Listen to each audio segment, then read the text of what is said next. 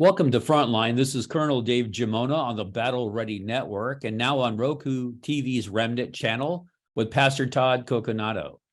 We'd like you to subscribe to Frontline on YouTube, on the Battle Ready Network, and go to our website, www.battle-ready.org.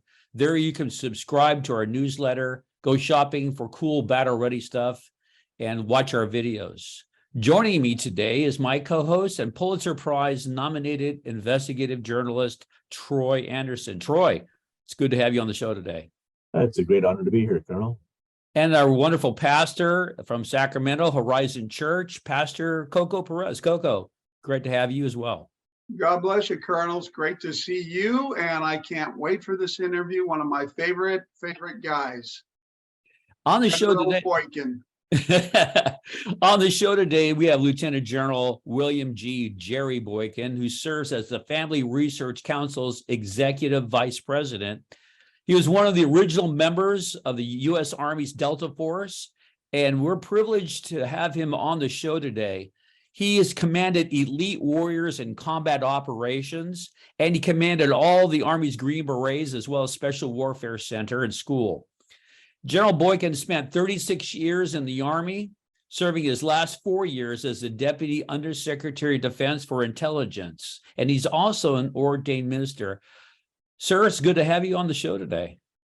It is really good to be with you guys. Thank you for having me. You know, General, so many things to talk about, and let's just get right into it.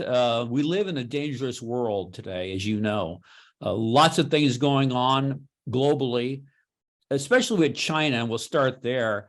Your thoughts and insights into what's going on with China. Are they going to invade Taiwan? And are we doing enough to stop them from doing that? Well, first of all, we need to recognize that China is an enemy. It is an adversary.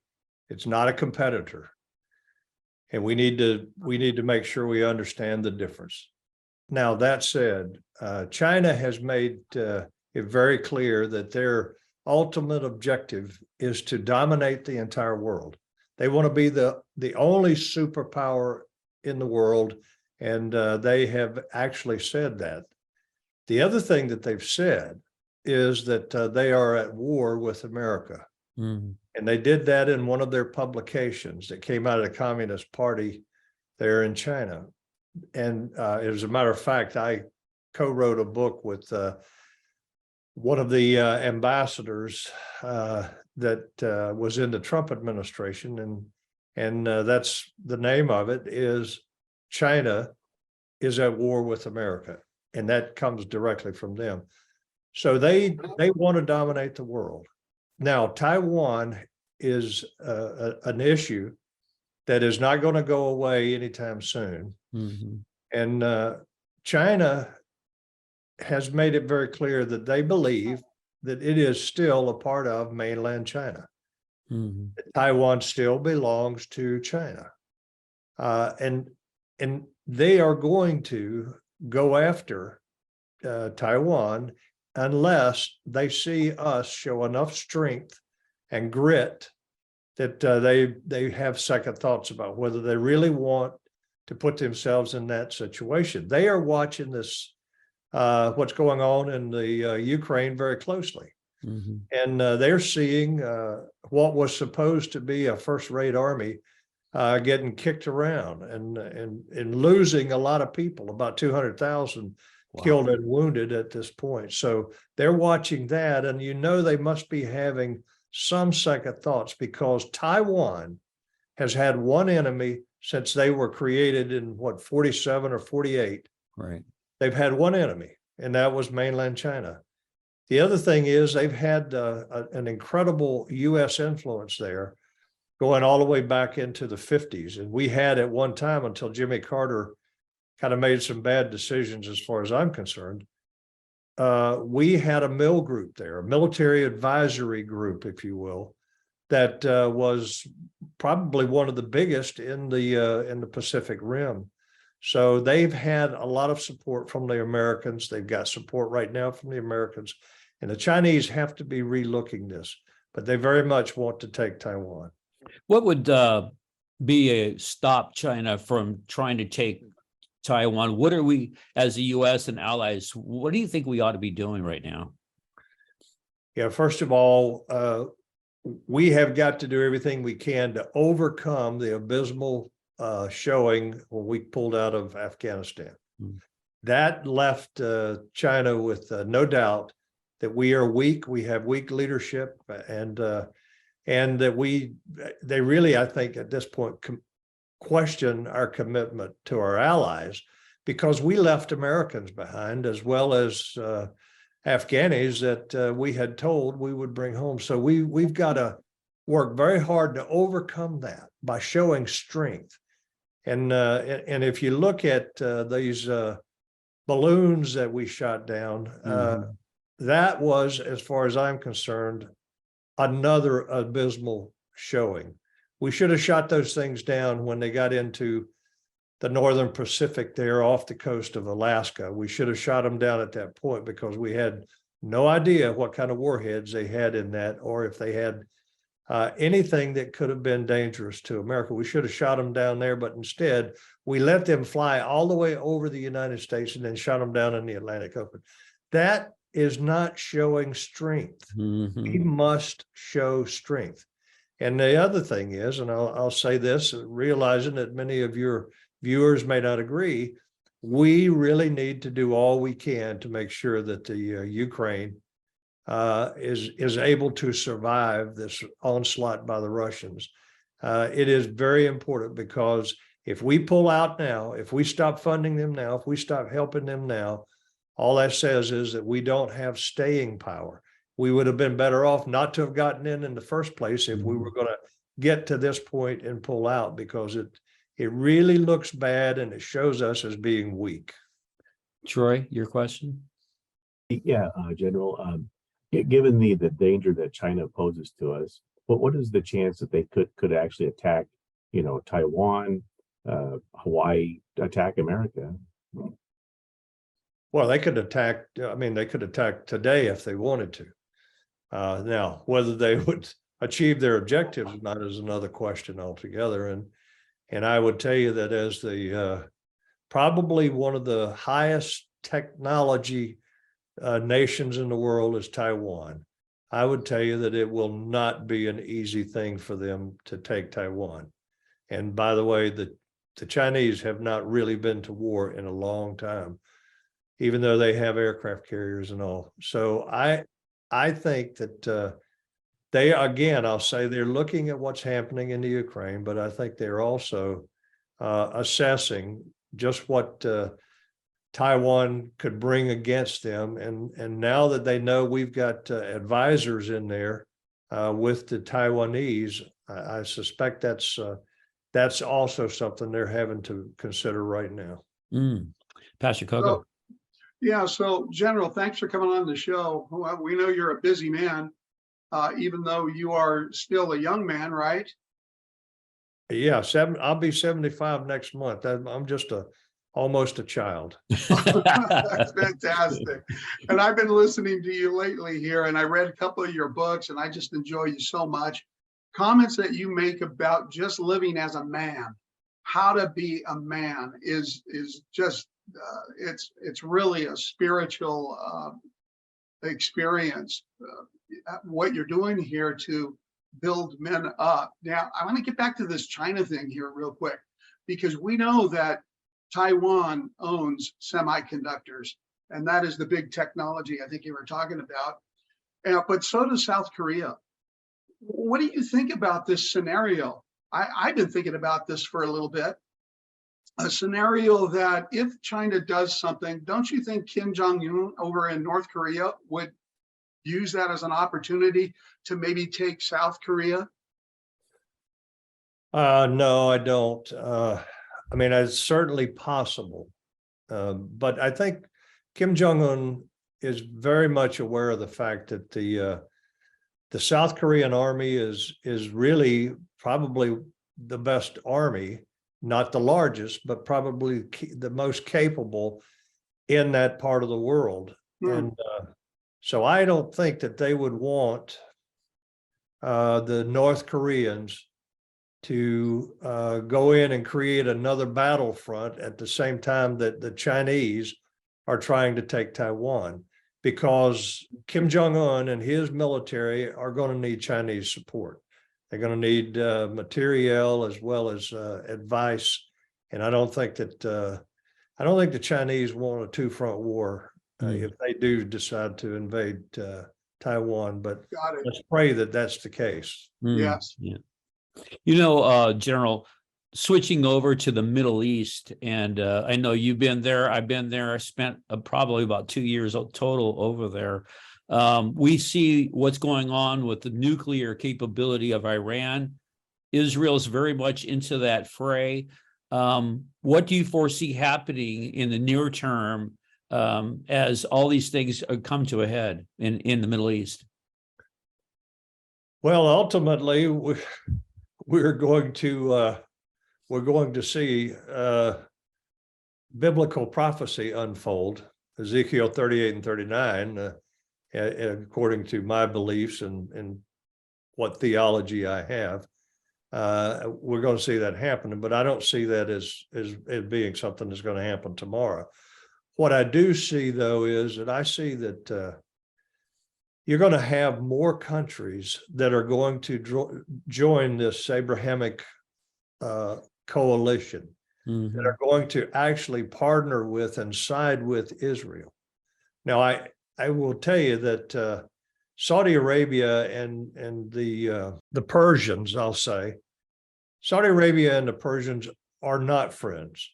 And you saw that when you were over there, I'm sure. Oh, yeah. You saw that they are brutal enemies. So this whole thing that we see unfolding right now in terms of a partnership between them is really, in my view, a message to America, a message to Joe Biden, a message saying, you've ignored us, you called us pariah, so we'll side with what you consider to be your enemy.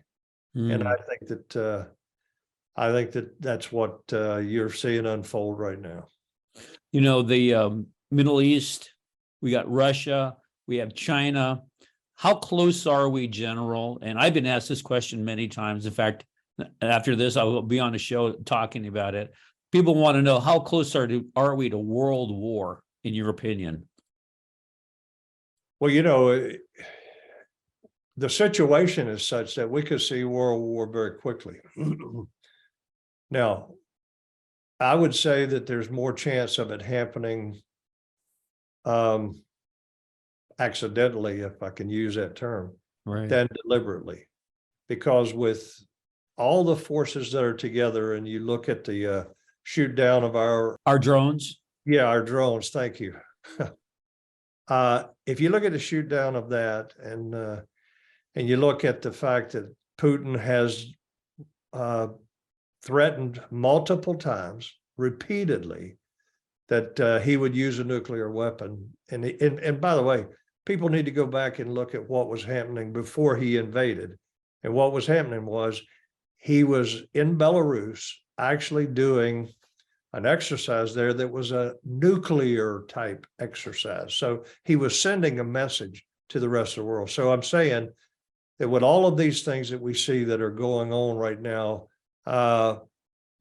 one accident, one misstep could bring us into a nuclear war. Now, I don't think that that's highly likely, but it is more likely, I think, right now than a deliberate shot by the Russians or the Chinese with a nuclear weapon. Troy? So, General, if I could, just for a moment, Go ahead, Coco. I'd love to hear your comments on the latest talks between China, Iran, and Saudi Arabia. Did you hear about that just a couple of days ago? Apparently, they are trying to, the Chinese are trying to bring them together. And I found that like so close to prophecy, Bible prophecy, because we know, Saudi Arabia, Sunni, and Iran Shiite, so that's what makes them hate each other. But this could really develop into a prophetic thing out of, like you said, Ezekiel 38 and 39. Your comments on that? Yeah, well, that's what I was talking about earlier when I was talking about what we see unfolding right now is this alliance between the Persians, I will call them, Right. or the Iranians, if you prefer, between them and China, and then Saudi Arabia. And that's what I was saying. Saudi Arabia and the Iranians are not friends. And I had a friend of mine who is a Middle Eastern guy. In fact, you may have heard of him, Kamal Salim, who has written a couple of books that were really good talking about Islam.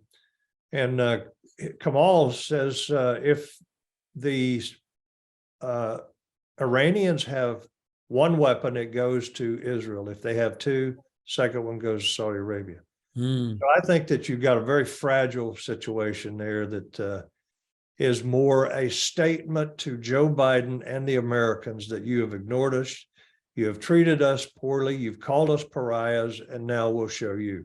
And that's my view, is that it's more a statement than anything that I think either side is going to benefit from very, very highly. Troy, jump in here. Yeah, General. Well, one of your last books was called Strong and Courageous, a call to biblical manhood. Given all the dangers that we're facing here in the world, the alignment between Russia and China, the danger of war, what's happening in the Middle East, what should the church be doing to equip believers for in case we are moving into the end times? Yeah, speak the truth.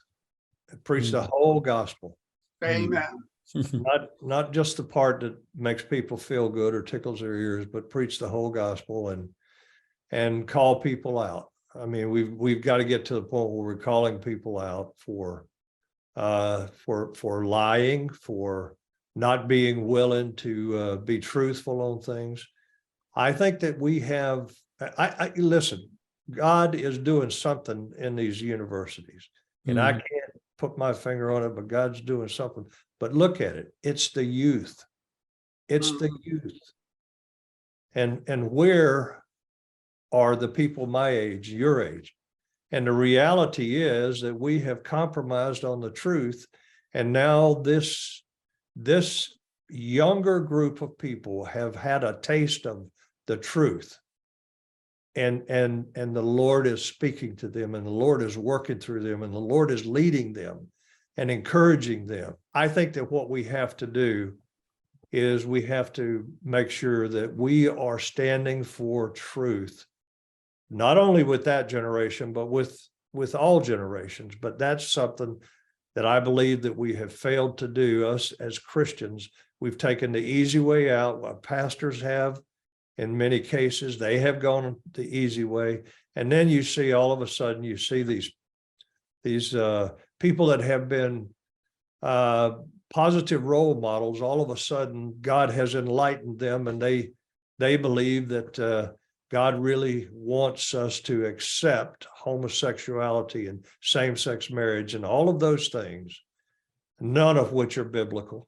And so we've got to be truthful, and we've got to start speaking the truth.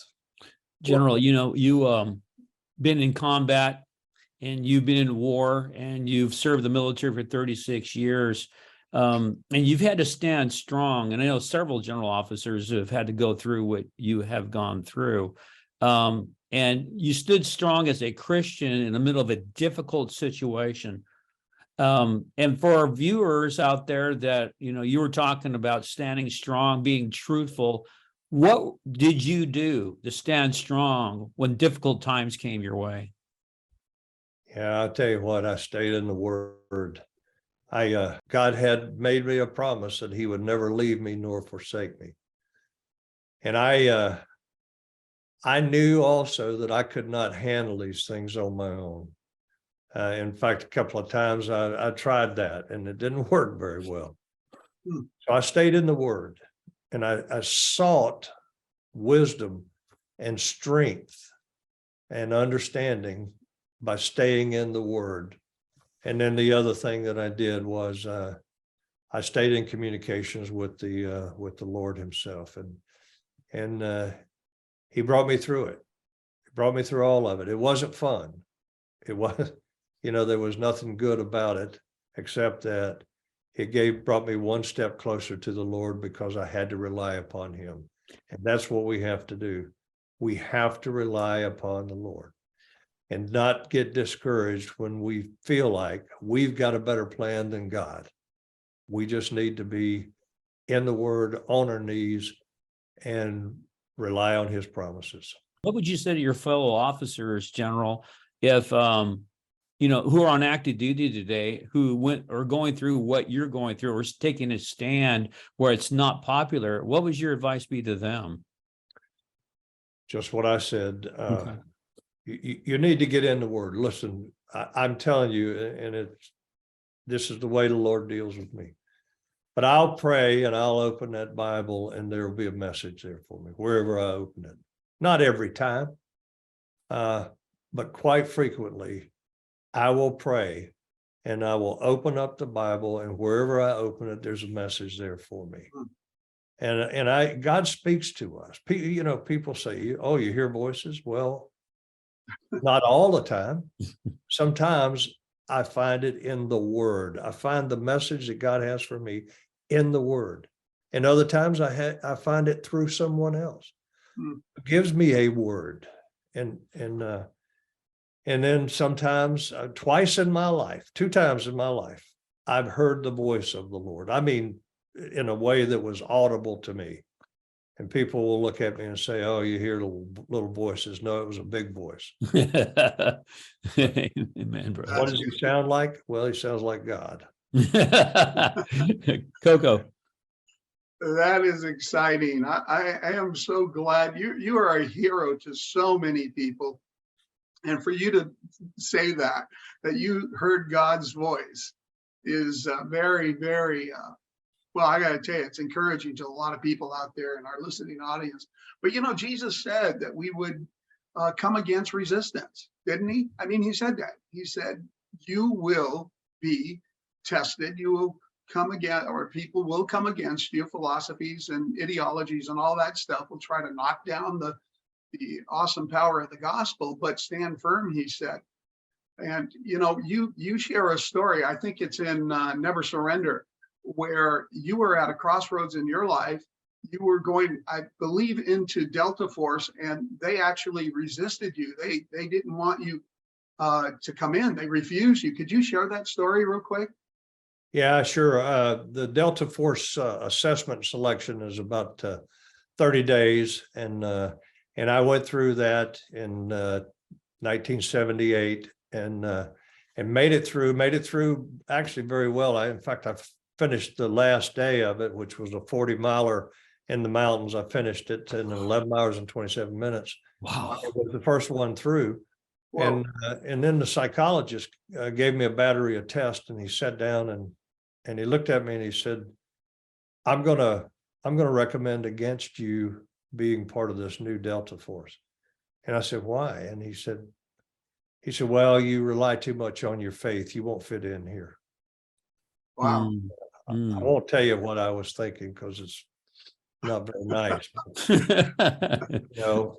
So I thought that was the end of it. I thought, so I took it to the Lord, and I just said, Lord, if you want me to be here, then overcome these objections. And if it's not your will that I be here, then send me where you want me to go.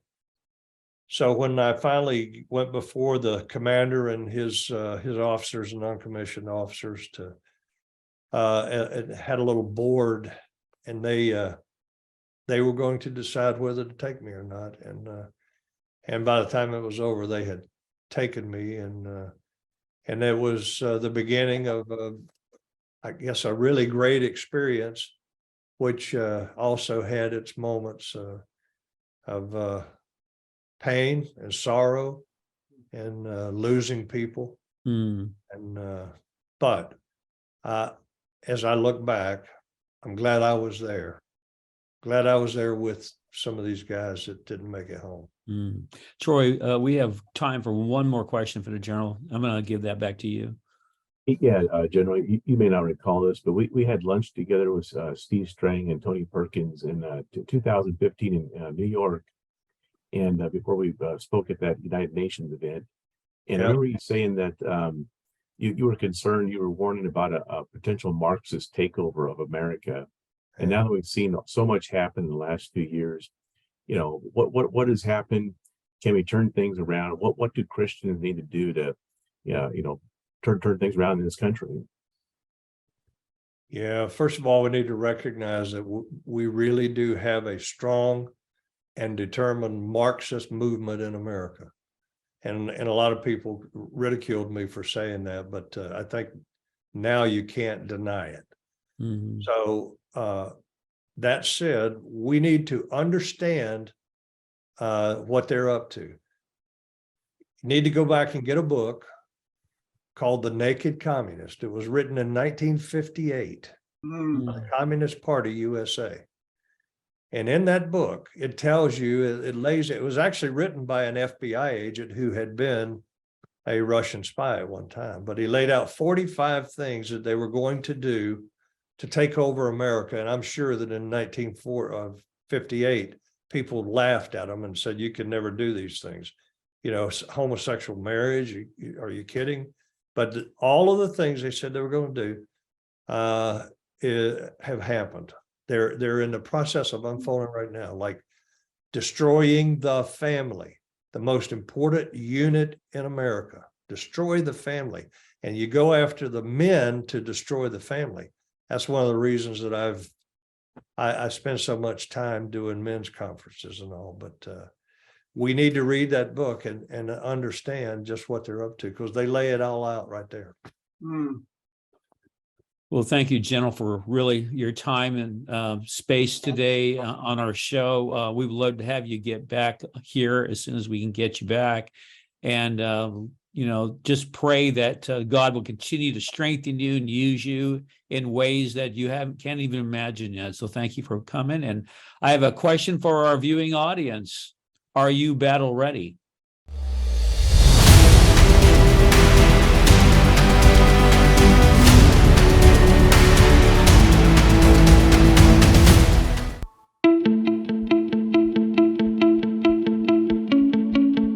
Deception is a military tactic, and the master deceiver uses it to wage war. This book shows us how to avoid these snares and stand firm against his lies and deception. Jimmy Evans, host The Tipping Point.